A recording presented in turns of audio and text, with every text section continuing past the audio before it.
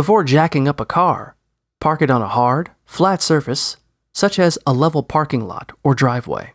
Put chocks in front of both wheels on the opposite end of the car from where you intend to jack it up. If you don't have chocks, you can use bricks or cinder blocks instead. Make sure the car is in park before you start jacking it up.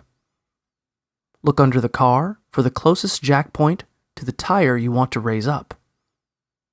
These might look like flat metal pieces or notches on the underside of the car. Your owner's manual should tell you where the jack points are located. Slide your jack under the jack point with the flat base facing down. Then, start raising the jack. The way you do this will depend on what kind of jack you have, but you may need to push a lever or turn a crank to raise it. Once the top of the jack makes contact with the bottom of the car, you'll need to use more effort to keep raising it. Stop once the car is far enough off the ground for you to get access to whichever part you need to work on.